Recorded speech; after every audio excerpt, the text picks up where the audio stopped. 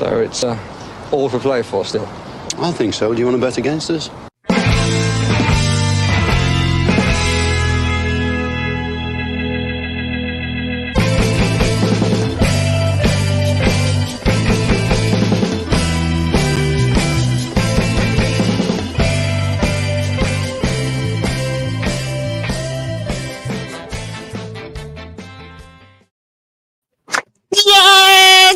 Yes! 6 points against City and against Arsenal. Oh, dear God, what an absolutely unbelievable result. Do you want to bet against us, says Matt Lang. Oh, my God. Guys, everyone, put your arms around this team. I know that's a phrase I keep on using, but we need to protect this team. We need to protect this manager. We need to protect this absolutely unbelievable run of form that we're on at the moment. And this is fairy tale stuff so far. And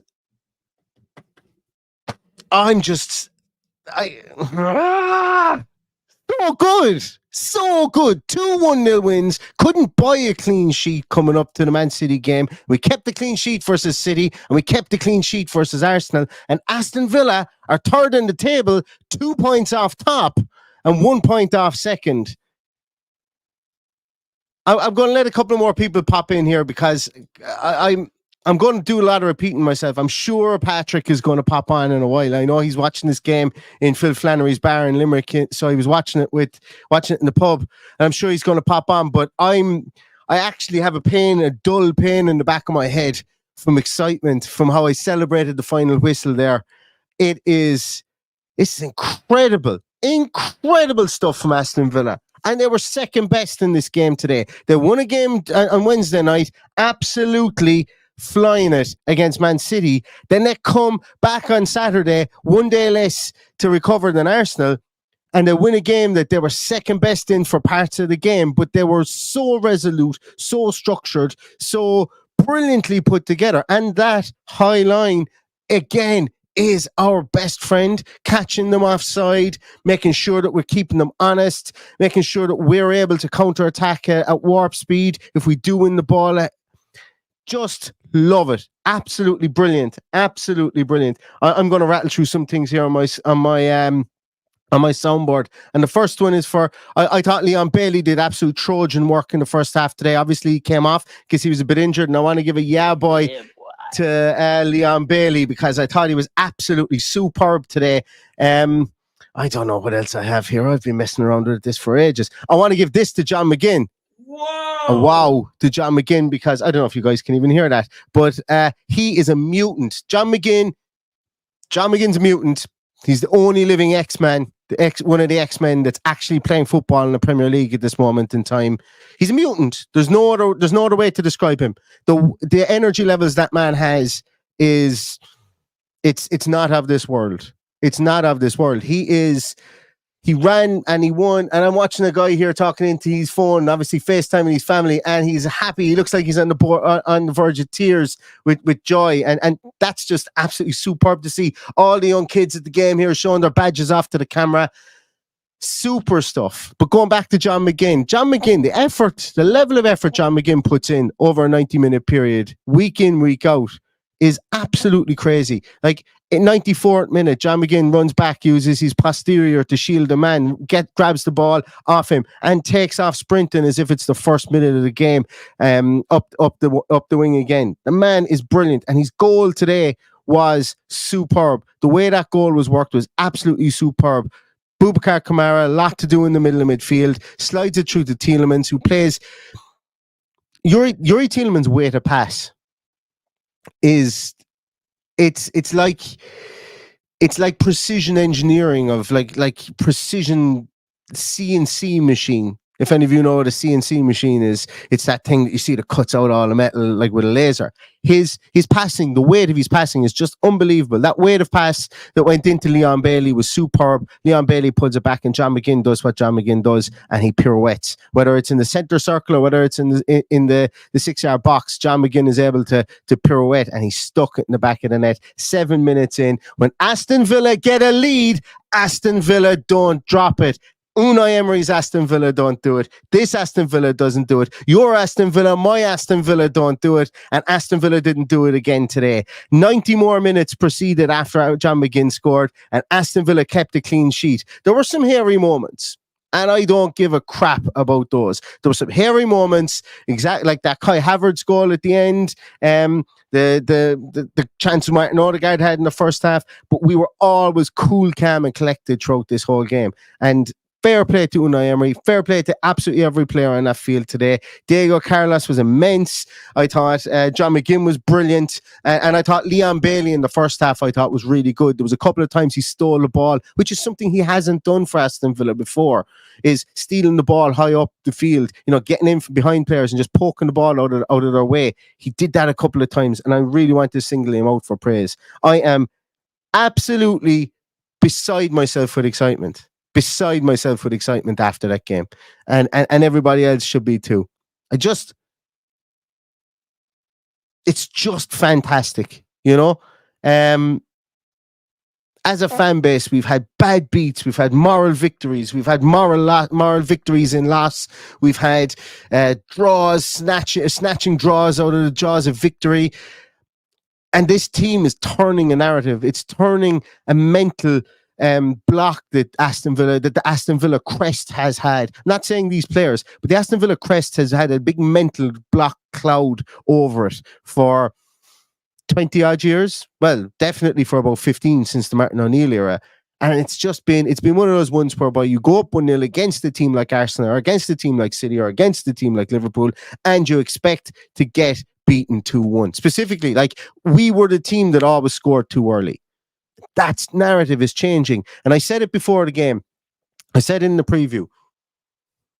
If you think that Unai Emery does not game plan the first 15 minutes of games and does try and find the third in the middle of the field, or the third, like the position that's going to have the biggest smear shit on it somewhere along the place. And that's no derogatory statement towards Zinchenko, lovely player and everything like that. But he finds the place that we can go for,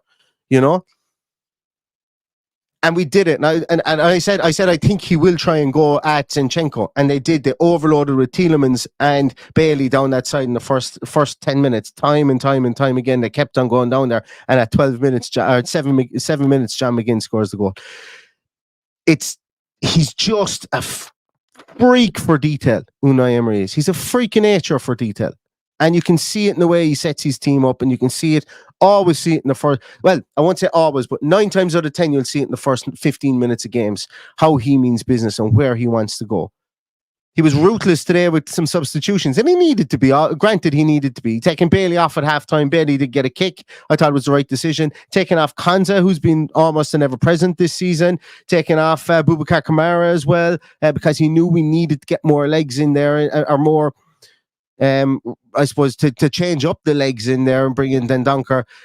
Bringing in the likes of Alex Moreno as well, because Martinelli, Saka were having joy down the wings. He was ruthless in his changes today.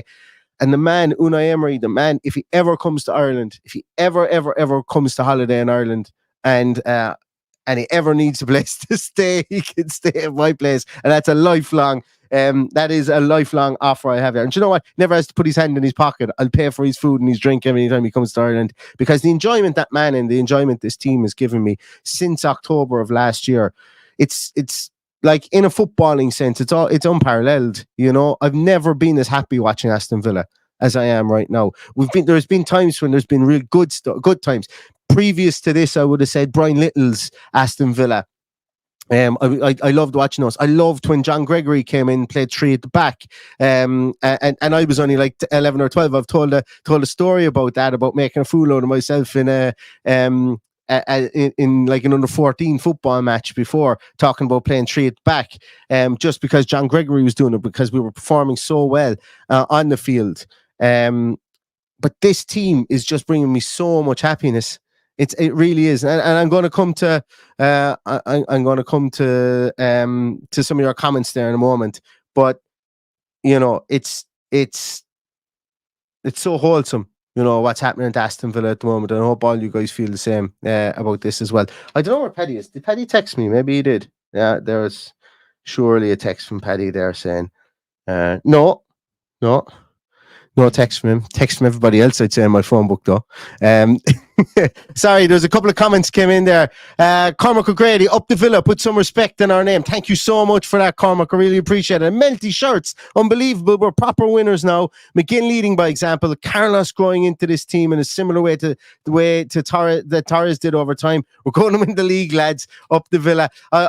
I still reserve judgment on winning the league for obvious reasons, because we're only 16 games into a league season. But Jesus, it's fun at the moment, isn't it? It really, really is fun at the minute. I'm going to go back and read some of the comments there because, as I say, my heart is bouncing around inside my chest here as well. Where's that one? Ian says, so many years of mediocrity. I was expecting a draw, to be honest. Another record broken by Unai's boys, and this is special. And Unai Emery goes level with Pep Guardiola. He's beat Pep Guardiola's second best streak of wins at home. He's now gone level with Pep Guardiola's best streak of wins at home in the Premier League. And he's next in his sights is Sir Alex Ferguson with 19 wins in a row at home. Like, we've just beaten the two best teams two of the three best teams in England, whatever way you want to look at it. Obviously, Liverpool are a different beast this season, top of the league. Why wouldn't they be? But we've beaten the other two teams in the top four, and now we're sitting in third place on merit, and not because. And you know what? I was thinking about something earlier on today. I was thinking this would be an achievement if, let's say, we had, and in previous years, obviously with games being called off for COVID and stuff like that, we've maybe been in elevated positions and teams have had games in hand on us and stuff like that. But we're punch for punch with teams now, with regards to games played. There was a statistic that came up during the game today about the points won by Aston Villa against teams in the top 10, and Villa were far out of the way. I think it was 2.21 points. And one of my great mates sent me a statistic today or yesterday. No, it wasn't. Yeah, it was yesterday when I was doing the pre-match. I can't remember it word for word. And Dara, if you're watching, pop it into the chat again there. But he said that Aston Villa have had the hardest run-in of games based on the teams they've faced. Based on teams they've faced when they faced them being in the top 10. Something along those lines. So Dara will put it in proper English, because I'm not capable of speaking proper English at the moment, because I am so delighted. I'm going to try and get Paddy in here. He hasn't asked for an invite yet. I'm sure Paddy's probably buried under the foam of a pint somewhere at this moment in time. And fair play to him. He rescued the team sheet tantrum from the jaws of despair today. But I've sent him on the link there, and let's see if he pops in again for this. And fair play to him. He did great work today. Terry Morris said, smuggest of smugness smiles on my fizzog. I love it, Terry. I love it. And Duncan Kilburn says the all-time home run beating Barton now. Yeah, this is the best we've ever been at home as a team ever.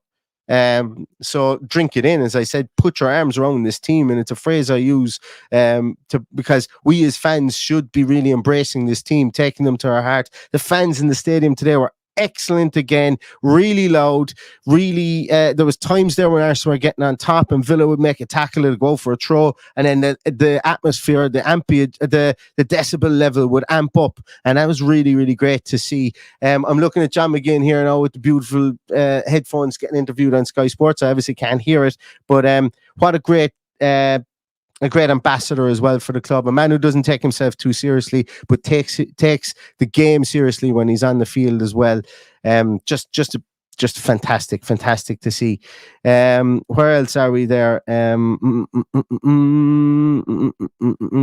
Sorry, guys. I hope Paddy jumps in there because I'm trying to read the comments and to keep going at the same time.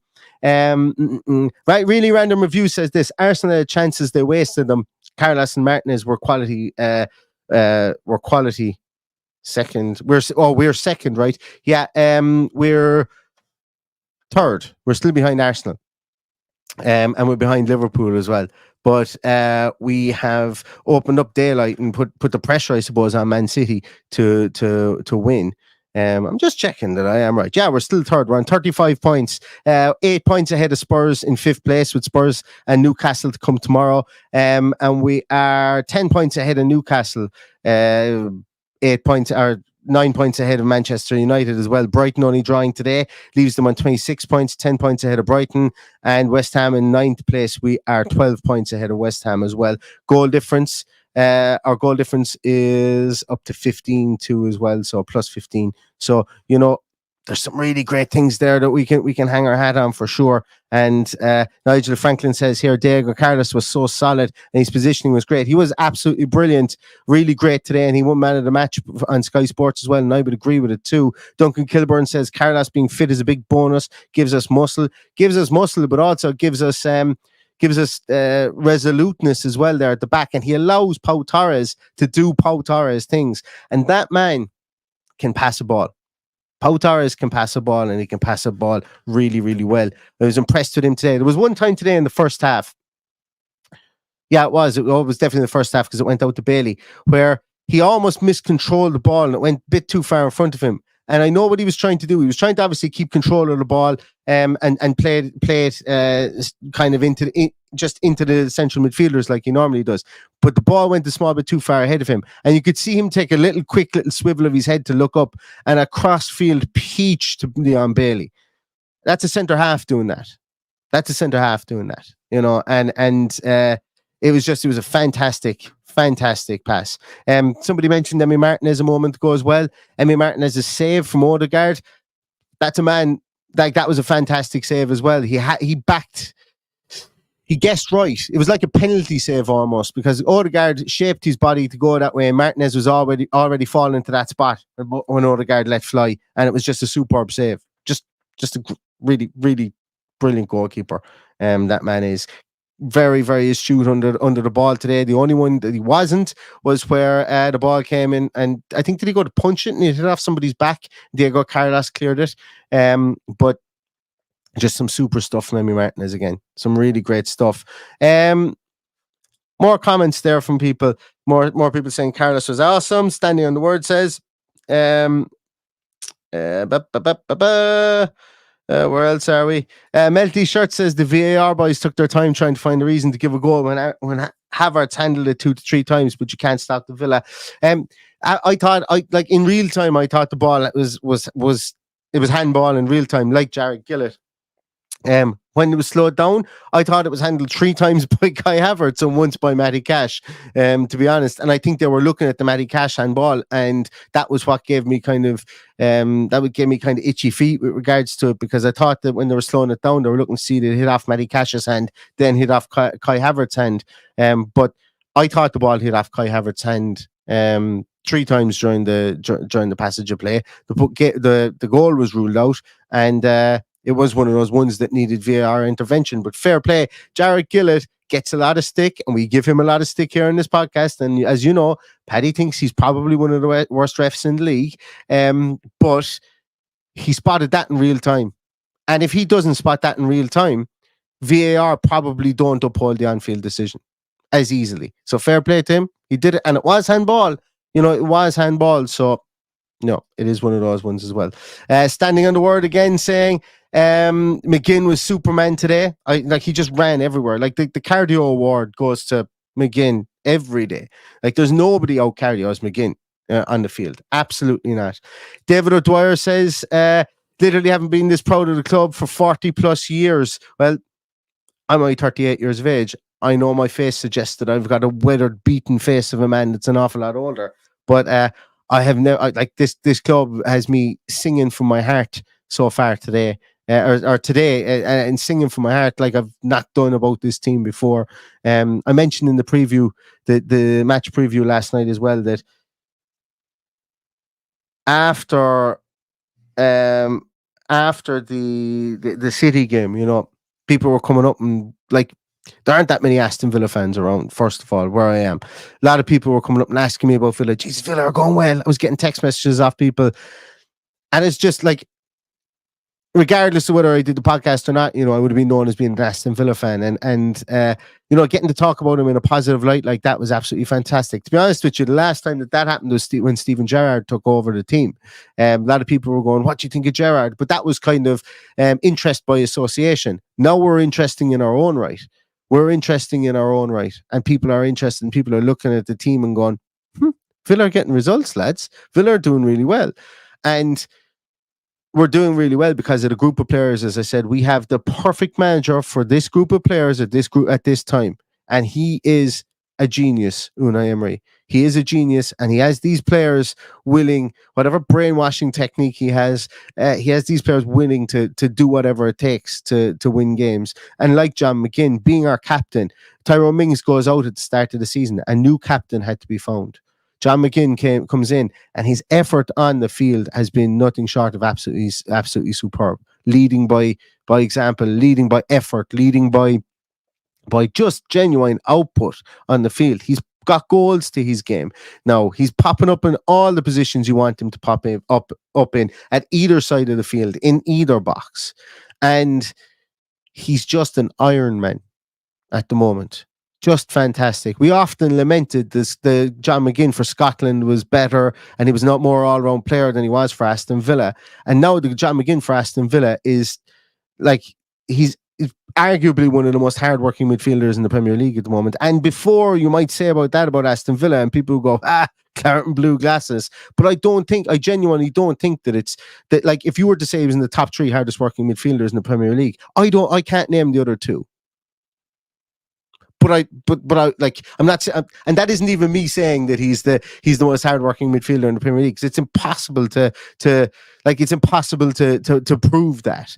But the work he does, his work rate is just phenomenal. I'm watching the build up to the goal here. He's standing up. He's actually directing traffic here, right on the edge of the centre circle. Carragher is actually pointing it, or Redknapp is actually pointing it out here. He's pointing out the box formation that Aston Villa have. Watkins is actually out of position from where I can see here. He should be a bit more central, but he's just after laying off the ball back to Douglas Luiz here. And is this for the goal? Is it? Yes, it is. Boubacar Kamara has won the ball back. Diego Carlos has it now, and he's looking up. Plays it out to Ezri Konsa, who was fantastic at right back again. And now, once again, we're in the right formation. We've got our box midfield with Tielemans and McGinn further forward. We have Boubacar Kamara and Douglas Luiz in that double 6 role, if you want to call it. And Watkins is occupying the furthest back centre half. So we're in the position that we want to be in. Then Boubacar Kamara gets it, and Tielemans' ball, as I said before, is inch perfect pass. And when you pause it here, we've got that W formation. McGinn is out of shot here, but I know he's there because I've seen it in another replay. We've got that W formation that I did a podcast on before, where we have Watkins at the top. We always have 2 players in support of Watkins, and Bailey then gets the ball, and that's exactly for reasons for this, for the cutback and the shot then from John McGinn. I initially thought when this went in that they were going to call it back for offside, as Ollie Watkins is standing right beside David Raya. But he's not interfering with the game. And when the ball goes in, there wasn't even a question of whether there was going to be an offside. And that's the 1-0 that Villa needed to win this as well. Where else are we here? I'm just going to try and bring up... Ujin Singh says that I suppose this is the only down part, is that Luis and Dino will be suspended for the Brentford game. And to be honest with you, with regards to that, they were going to get suspended at some time over the holiday period anyway. It was these 2 games we wanted them for. I'm not saying that Brentford's going to be an easy game. It certainly won't. They didn't win today. They're in a bit of a slump at the moment. But we have, like, of those 2 positions, we have Alex Moreno that will be able to come in for Luca Dean. And, we have a group, a kind of a carousel of players and come in that midfield position as well against Brentford. But they were going to get banned at some stage, and McGinn's the next guy he's on 4 yellows as well. So, that is the only downside for today, I think. Brendan Miller, good to see you, Bren, says that the proper contenders after that. definitely proper contenders for top 4. I'm at the stage now where I'm nearly ready to say if we don't get top 4, I'd be disappointed. But it's a feckin' competitive top 5 positions that we have there that are in the league at the moment. And as I say, I'm enjoying this game by game. And that's another thing I think I said as well, is the mentality of this team seems to be game by game. It's to stay 1-0, as the phrase is in American sports, each week. Stay one game won, no games lost each week. And the more you, like, if you do that 38 times during the season, you should, you'll stay unbeaten. But if you have that mentality during the season, then you won't get too far ahead of yourself for obvious reasons. And I think that this team is focusing on the league just like that as well. So it's incredible. I'm so happy with this. JF says he's absolutely speechless. Where else are we here? Let's see. Yeah, as Savas says here, that one was for Benjamin. Poetic justice. R.I.P. Yes, once again, R.I.P. to Benjamin Zephaniah as well. He would have loved that one today, and I hope that there will be some. I don't know if there was prior to the game here, if there was some sort of recognition of his wonderful life. But if there isn't, there certainly should be, and there will be one, I would imagine, soon for him, and another whole tender in the sky, as we say. Jason O'Brien says he expected wins over Man City and Arsenal because this is the new Villa. That's brilliant. As I say, that just shows how far Unai Emery has taken us. And that's incredible. We really, really, really, as I said before, should really appreciate where we are at the moment. And I know everybody here is. Where else? Yeah. Paddy can't come on, but he said he might be able to come on later, and we'll see. We might do a Paddy's Pints podcast maybe around 9:30 at our normal time. Let's see if you guys are up for that. If you want to hear what Paddy's view on it is, we might come back on again because, as I say, why not celebrate these wins? They're absolutely fantastic. Yeah, Rex is asking for a Paddy's rant. Well, put it in the. I'll message him here and I'll see what time he can go at. Let's say, what time will you be available? This could be how long is a piece of string kind of question now for Paddy. The people want you. And send. Where else are we there? We have Philly D. Great to see you, Philly. Tottenham Donker did great when he came on. Deserves some credit coming into that match with little game time behind him. The commentator mentioned as well that was the earliest that Dendoncker was brought on so far under Unai Emery. Now, he did have one pass with his left foot that went about 15 yards away from where he meant to. But as I say, that's me just I suppose splitting hairs with regards to that one. Brian Crotty says, a mate of mine who's a Liverpool fan said he'd get a Villa tattoo if we win the league. He looks nervous now. We'll see. I think that did Dan Bardell say something about a Villa tattoo about something as well. I seem to remember him saying something to Dan Ronaldson about it before, but I could be wrong. I don't want to be forcing anybody to make any modifications to their body that they did not put on themselves. So if I have that wrong, I do apologize, Dan. If I have that wrong, I do apologize. Yeah, couple of Arsenal fans in the chat there, which is always nice to see. Thanks for coming along. Keep pressing that like button, keep commenting there, driving the algorithm up there. Tell all your friends come in as well. I don't hate you guys. I think you're an absolute proper club. No problem at all with you. But keep as long as you keep it cordial inside in the chat, I don't really care because we'd love to have as many of you here as we possibly can. Yes, absolutely. Arsenal are an elite team, says last but one, but you spelled your old team's name wrong. But apart from that, love you to bits. Where else are we? You corrected it in the next one. That's okay. Richard Goff talking about pause passes. Pause passes is somebody should, if there's any pubs in Birmingham that want to create a cocktail and maybe call it pause passes. I don't know. It kind of sounds like a cocktail's name. Yeah. If there isn't a pub in Birmingham that doesn't have cocktails named after Unai Emery, Ollie Watkins, John McGinn, Douglas Luiz, there's your marketing strategy, and I'll only take a third of every cocktail sold. That's all I'll take for my great idea. If you don't have it, you should do. Where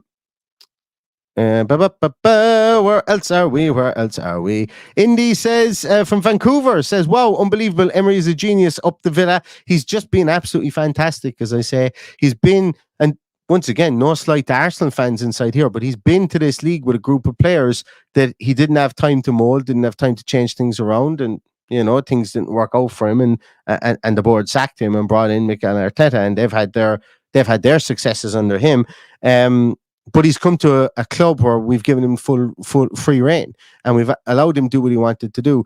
The off the field side of things has been shaped in his likeness.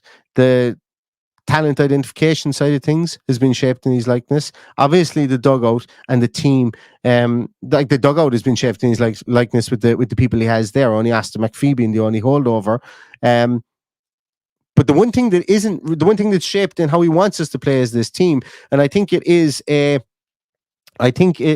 testament to how good the players we have are, and how much they want to be coached, how much they're listening to him. Because, like, when you look at it, really, this game started today, and just trying to think, there wasn't Pau Torres.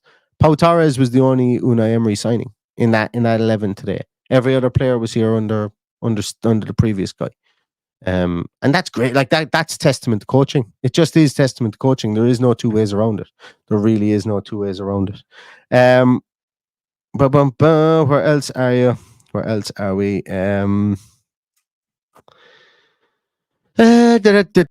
Dubliners asked, is Paddy still jumping up and down? But yeah, as I say, I think he's definitely excited somewhere anyway, because Paddy following Aston Villa for almost as long as I'm born, probably longer, to be honest with you. And it's there's a lot of people that followed Villa for a long time, and we've been we've had fluky seasons, we've had seasons where we've looked good, we've had maybe 2 or 3 years where we've looked pretty decent, finishing in around the top 6, maybe the top 5, and while we're third in the league and we may regress throughout the course of the season, it's just so much fun watching Aston Villa at the moment. And that's what we want, as you say, every Saturday, every Sunday, every Wednesday, every Thursday. We're looking to go out to be entertained and to have fun and to have what we stamped our heart on, Aston Villa, to be associated with. It's nice to be associated with a team like that, as every single football fan of every single football club in England and the world wants to have. They want to have that association with a team that's fun, with a team that is interesting, with a team that is kind of hardworking, charismatic, and I think this team has that. But then again, I'm sure every single football fan thinks their club has that too. But we just have a bit more of it at the moment, I think, in my view, which is grand. Our luck will run out soon, says Arsenal for life. You may well be right, but you weren't right today, because we beat you guys, and that's all that matters.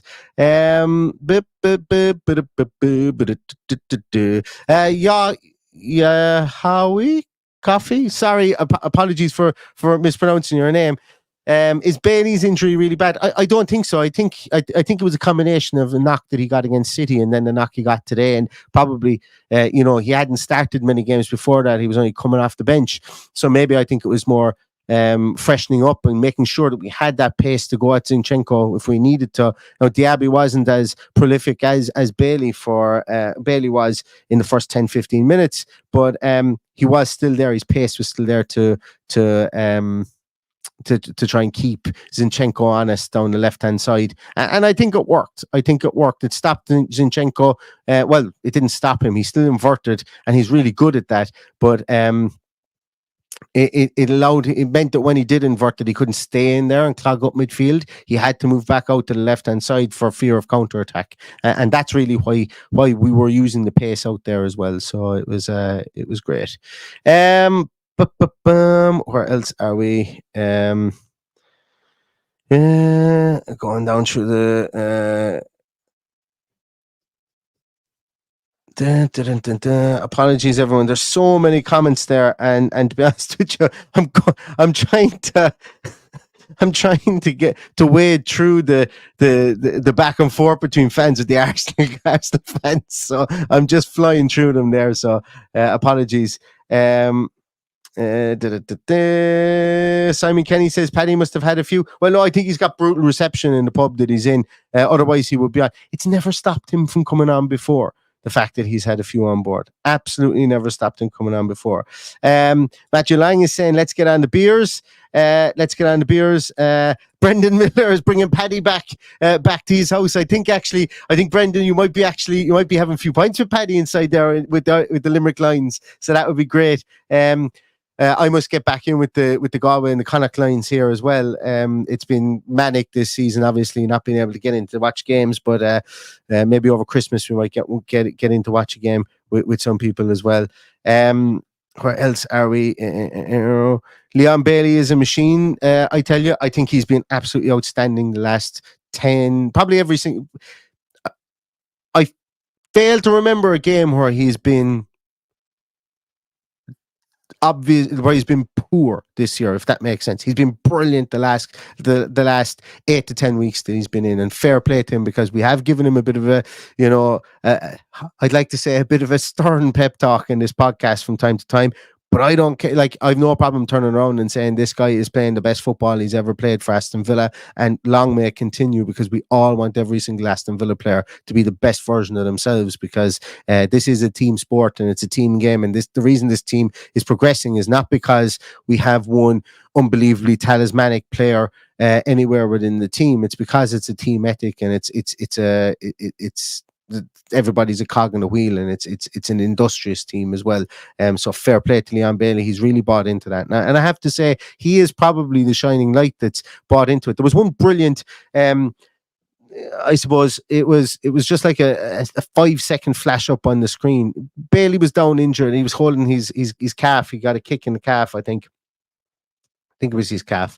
And he got up and he won the ball back, and then he kind of went down again, and he was limping a bit. And John McGinn went over and actually gave him a big hug and patted him on the back. And that's what Leon Bailey needs. Leon Bailey likes to be loved. Jesus, I love to be loved too. Everybody loves to be loved, but some people like it more than others. Some people thrive off, maybe proving people wrong and stuff like that. And I'm not sure Leon Bailey is that person. I think Leon Bailey he's a fun person. He's a person who's extroverted on the field, the way he plays.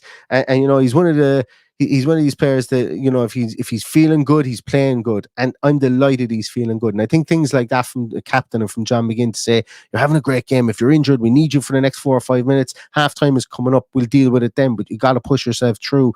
And that's leadership. I think that is leadership. I've no idea what he said to Leon Bailey, but it was that kind of feeling that you got. And Bailey did play on, and he carried the ball forward, and he actually won the ball back again. I think about 2 or 3 minutes later with one of those little pokes from behind that the Arsenal I can't remember who it was. I think it might have been Havertz that had the ball, and he just poked it away from him. That stuff is brilliant, and that stuff is stuff Leon Bailey hasn't been doing, but now he's doing, because he's bought into the ethic here, and he's feeling good about himself at Aston Villa, and that's all we want to see, because we want every single player in Aston Villa, claret and blue, to be the best version of themselves. So absolutely brilliant to see. Where else are we? I'm going to go down to the end here. I do apologize. I'm just wading through some stuff there as well. Tom says, we love you, Neil. Will I love you back? Shane asks, how many home wins now, Neil? 15 on the bounce, which is super to say. And Charles Henrique says, Champions of Europe, you'll never sing that. They might in the future, but we can sing it now, which is absolutely fantastic to say. Bog the Villain says the squad looks strong. We had the best bench again tonight out of the 2 teams. Jesus, I'd love to be able to bring on Leandro Trossard, and he didn't do much when he did come on, but God, he's a good player. Like that, they do have a good bench, but I think we brought off the players we needed to bring off to shore up the game. I think Arsenal will be looking for a striker in January if they can find. Hey, look, I think every single team in the Premier League will be looking for a striker, probably outside of Liverpool. I think every single team in the league will be looking for a striker. to shore up their striking department. I've said it before. I'm 2 years, maybe 2.5 years saying it. There is a dart. There is a lack of real top class number 9 strikers in Europe, probably even in the world. I would go so far as to say under the age of 25 at the moment.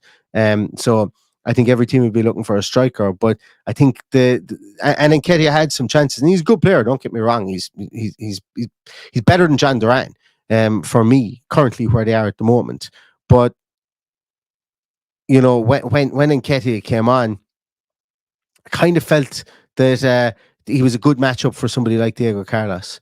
And I know he got his head on a ball near the end, and I think he broke the line a couple of times. I think it might have been waved offside, but that was kind of the substitution to me. That was like, if they had somebody like it was probably the one substitution whereby you were taking off Gabriel Jesus and bringing on Nketiah, and you were like, okay, this is a player that is measurably a step down from the player that's come off. And I'm not being harsh with regards to that, but that was the time when I kind of went, okay, Villa really need to be resolute now, because I think we've nullified the Gabriel Jesus threat, and now we just need to be really structured and take things as they come and not do anything stupid here. And I think I was proven right. You know, when Dendoncker came on, I think it was the perfect timing to bring him on. Kamara ran himself into the ground, and as I said, the bench we have is quite good at the moment. But once again, they're players that can play within an Unai Emery system, and the way that Unai Emery made the change at halftime, still allowing him the 3 changes in the second half, was cute as well. He knew he needed to use all the bodies. You know, he knew he needed to drip feed the injection of fresh legs, and he did it really well, and he did it at the right times as well, which is great to see. Where else are we?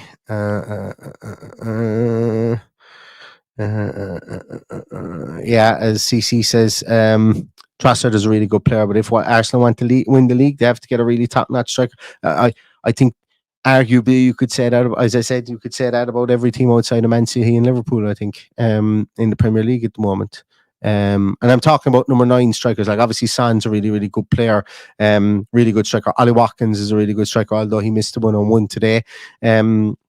You know, when you're talking about really, really great strikers in the Premier League, you know, take your pick at Liverpool, I suppose, number 1, and then Erling Haaland. That's kind of where we are with strikers in the Premier League. You'll have strikers that you'll have Son, who will probably get to 20 goals this season, so I would probably put him next best to the rest. Then in that group, but yeah, it's the team that finds the striker that suits the Premier League the best within the top 4 outside of Liverpool and City that will have the best return, and that's the long and the short of it, I think, at the moment. Right, I am going to call it. And I am going to end this. I'm going to try and get Paddy back on later on. Ken M says the weather was horrendous, so windy. It didn't come across on the field anyway, I don't think, Ken, but thank you so much for the super chat. And thank you to everybody who's chatted in here as well. Going to call it there on that one. 42 minutes, nearly did. Unlike John McGinn, I don't have the stamina to do 90 minutes of a podcast, never mind 90 minutes of running around the field at high octane. But thanks so much, everybody, for watching. Aston Villa, 3rd in the league. Let's say it again. Let's share it up on the screen, actually, and let's see. Aston Villa, let's finish off with looking at the